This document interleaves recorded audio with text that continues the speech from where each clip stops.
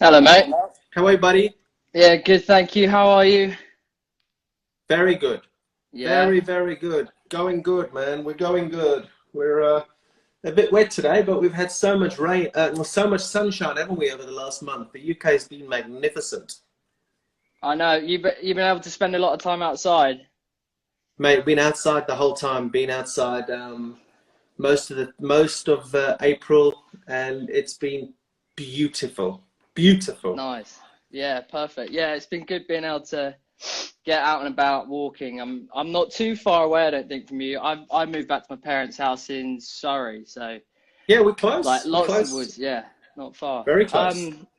So yeah, how I guess you're obviously back home instead of I know you spend so much time on the road. Where would you have been likely? I imagine following cricket around the world. Mate, I would have been in India at the moment. I would have been on an aeroplane every single day. I would have been following the carnival of cricket around India. And where we now, the end of April. Yes, I would have done a good month there now, and we would have still had 2 or 3 weeks left. I would have left India in about 10 days, 8 days, 9 days time because my son's birthday, and then Yeah. I would have had the huge fundraiser that I do in South Africa for the Rhino, which Yeah, I think you came on, didn't you? So legacy. yeah, the legacy Yeah, yeah, experience. I yeah. would I would have had that on the middle of April was that big fundraiser, and middle of Yeah. May, sorry. And we've unfortunately had to kibosh all of it because Mm. no one can travel. Yeah. Well, I guess, yeah, we kind of came into contact a lot because of Sarai, because of Rhino conservation and photography in that way in. So I just wanted to give people a bit of a background potentially that didn't know everything and catch them up to speed. So how many rhinos are being poached at the moment? Like, what's the scale of the problem? Mate, in the Kruger National Park at the moment, they're doing pretty well. They're doing not too bad at all. Obviously, the tourism industry is being hit hard. Botswana's being belted because they haven't got the resources there to look after the animals as well as they have in, say, South Africa in the Kruger National Park. So I think the biggest issue at the moment is the bushmeat trade. People are starving, so people are going looking for bushmeat. Mm. And I have had some conversations with a lot of people about um, the poaching crisis. And yes, everybody's done fantastically well to be locked away. And South Africa, in particular, have very, very good lockdown laws. They've just gone from level 5 to level 4, so people are allowed out and about a little bit as Hmm. from Friday. But it's tough out there. It's tough in those third world countries where people need food, people need running water. It's all good and well for the president to say, wash your hands with soap. When I Yeah. shot a National Geographic documentary in and around the Kruger National Park, and you've got 3.5 million people that live around the Kruger, and they don't have access. A lot of them don't have access to running water. So how do they do that? Mm. So it's very difficult in those areas. But the numbers have been okay in the Kruger. I think they've been pretty good. Whereas in other parts of Africa, the poaching has certainly gone on the upward spiral, which isn't good at all. Is that an upward spiral since COVID, since lockdown you're talking about? Yeah, since COVID, yeah, Yeah, yeah, Central Africa, Botswana, yeah. whereas South Africa has been pretty good. Well, that's pretty promising.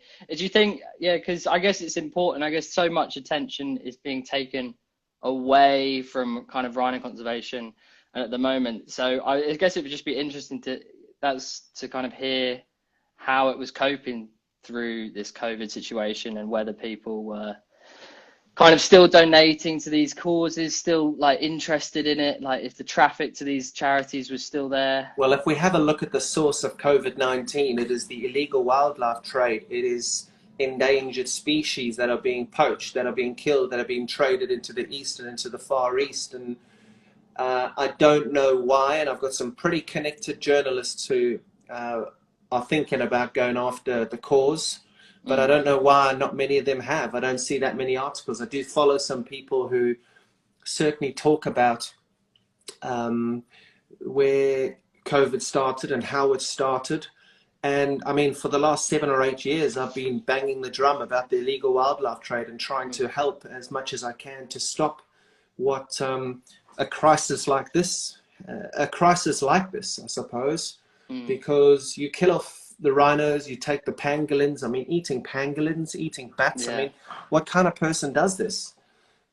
Killing rhinos, knocking off elephants. I mean, they're going after lion bones now. Lion bones, is that the new one? So they'll kill it. So they'll kill an elephant, or they'll kill a rhino or a buffalo, or they'll kill something, and then obviously when the animal's lying on the floor, the lions will go in to go and take a zap at the food, because they are scavengers. But they'll lace that animal with poison, which poisons a pride of lions. It also takes out a load of vultures, and then they can get hold of the lion. It's quite hard to go and sneak around the bush and try and take out a lion. So that's the way that they're doing it, and it's no good. I mean, we really need to sort out the wet markets in China. We really need to sort out this illegal wildlife trade. The poaching has to stop.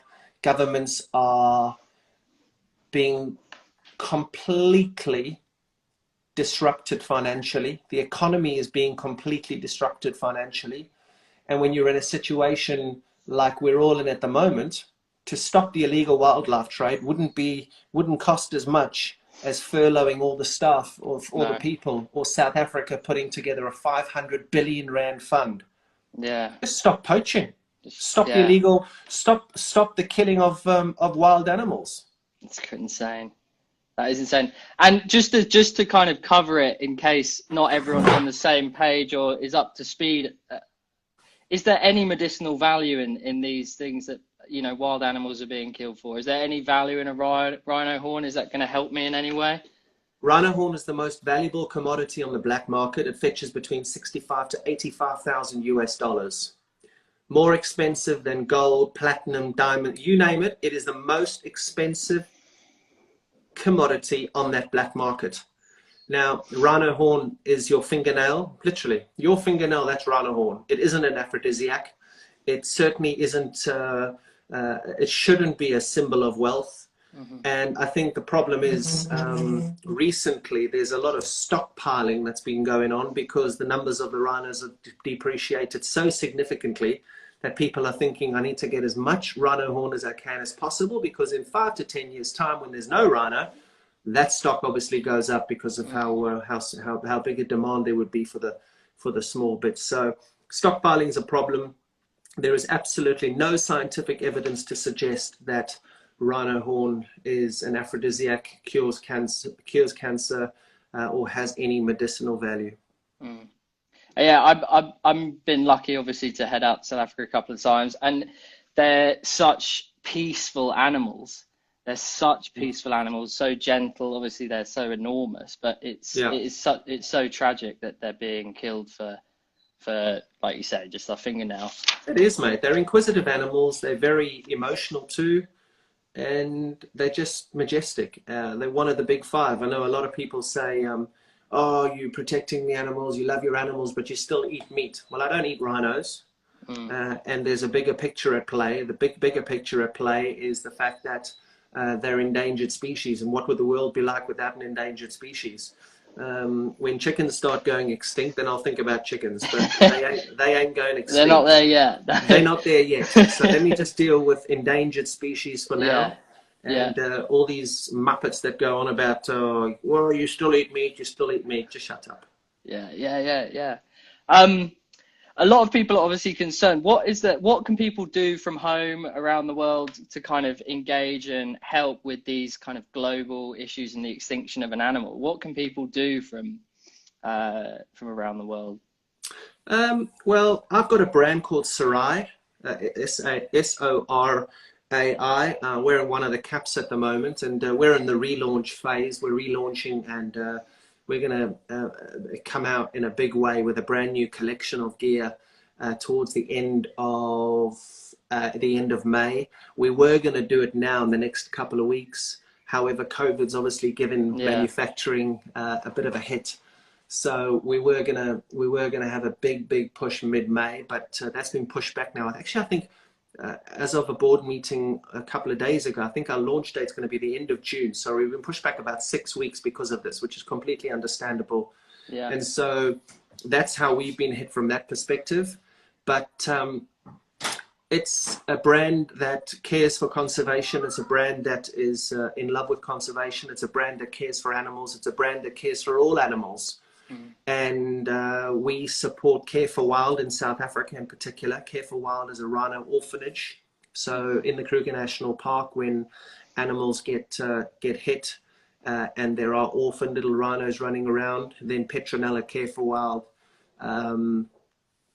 gets hold of these little babies that go to be looked after by her. And I mean, if anybody watching this wants to have a look at Care for Wild and get involved in Care for Wild, it's their Instagram page is @careforwild, CareForWild. It's the most beautiful place with the most beautiful people. Have you been there?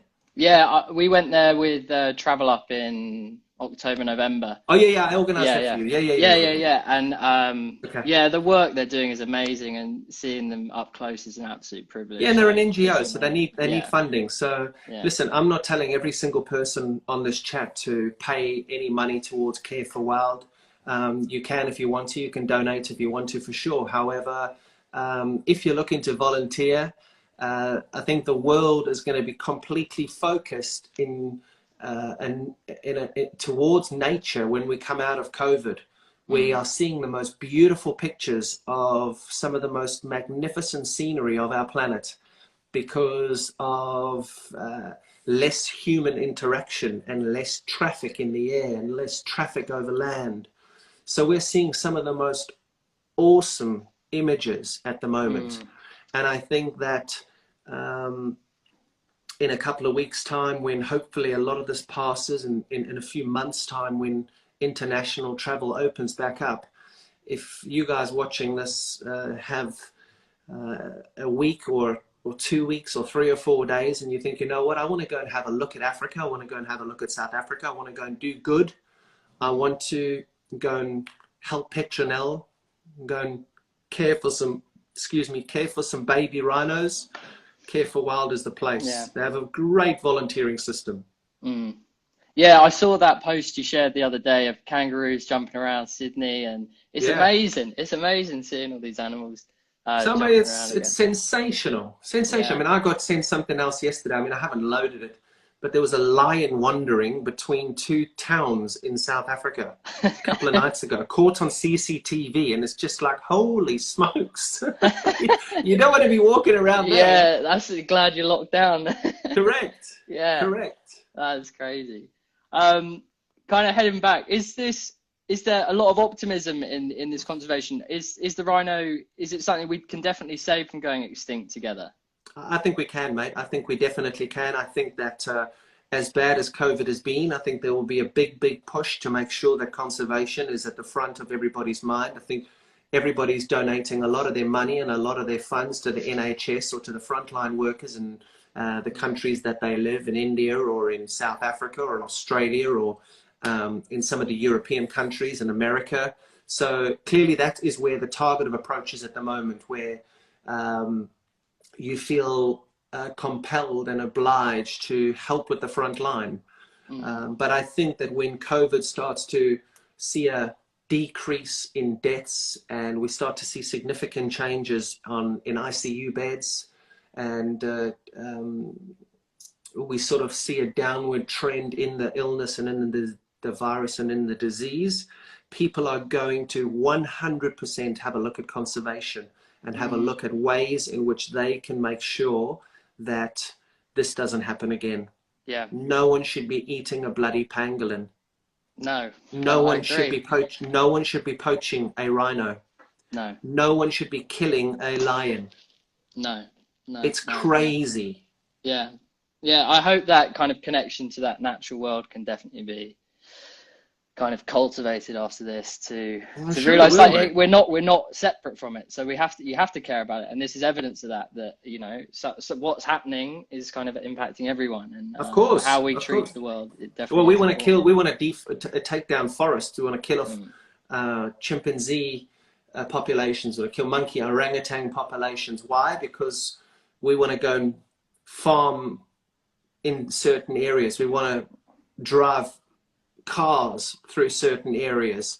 So deforestation is a huge issue. The oxygen levels. I mean, some of the forests in Congo, which are the lungs of Africa. I mean, the roads and the mining that they are thinking about and wanting to push through such channels. Where do we need to go? Have we got to a situation now in 2020 where the world, nature's actually said, guys, just hold on a second. For us to live together, you guys are going to have to just calm down now, okay? Yeah. We ain't going to live together very happily if you continue. So you keep taking down our forests, you keep killing our rhino, you keep eating our bats, you keep the illegal wildlife trade going. We will make sure that we put a stop to that in the way that we can. And they're doing that at the moment. This is nature's way of fighting back. Yeah, balancing it out. Yeah. Completely. Yeah. So any presidential leader who thinks, or prime minister who thinks, you know what, yep, let's go and take out this part of Australia. Global warming is not an issue. Let's go and mine for coal here and dig for diamonds there. No, not interested. The deforestation, I'm not interested. Climate change is a problem. Poaching, a major issue.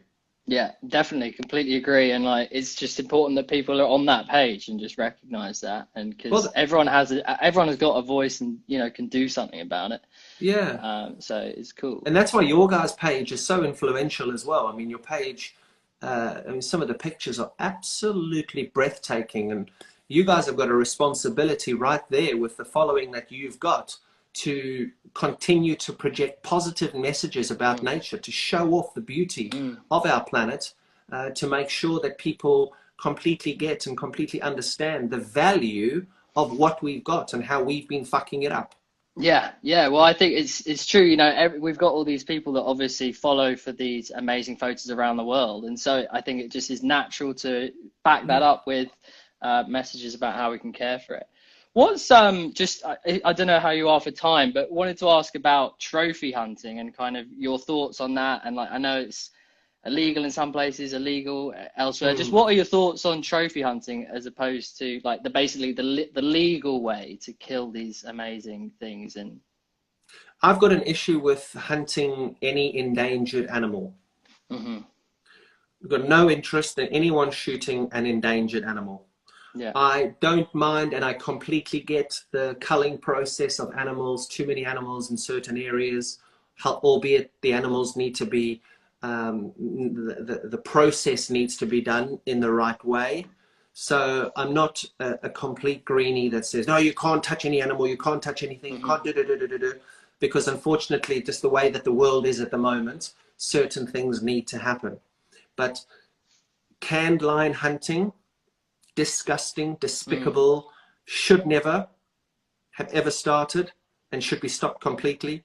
The poaching, no interest, as you all know. And trophy hunting, I've got absolutely no interest in trophy hunting endangered animals. It's despicable. I just don't think, and I've tried because I've interviewed trophy hunters. I did my podcast for the BBC last year, and I interviewed trophy hunters, and I've spoken to poachers. I've just done a National Geographic documentary now in India, which is coming out in a couple of months' time. And you speak to these people, and they are desperate. Well, the poachers are desperate, but the trophy hunters are. No, those are people with a lot of money that just wake up in the morning with the desire to shoot animals. And I mean, I just sat with these people, and I just thought we just could never be mates. Yeah, it does seem impossible to see eye to eye with that kind of desire to just not see it as something beautiful and natural where it is, and want it. It's crazy, crazy. It is crazy. Okay, I just want to say a big thank you for coming on here and chatting, and I hope a lot of people have had a lot to take away from from chatting about conservation. You're doing a lot of work in South Africa, and I think on behalf of, I guess like we said, it's connected to everyone. So it's a huge thank you, and it's been an amazing opportunity to head down South Africa and see firsthand what's been happening. So yeah, thank you so much for your time today. No worries, buddy. All the best, and I hope the teaching goes okay. Jesus, dude, there's Latin books, there's all sorts of books in geography. I was pretty good at geography today, pretty good. Yeah. The Latin, my wife is all over Latin, so that's a bit of an issue. But mate, if you can just do me one favor through your pages and stuff, just make sure that you continue to bang the conservation drum, and Definitely. you assist in educating people as to where they should be focusing their attention when we get out of COVID. Definitely, absolutely. Cheers, KP. Thanks, mate. Bye. Cheers, guys. I hope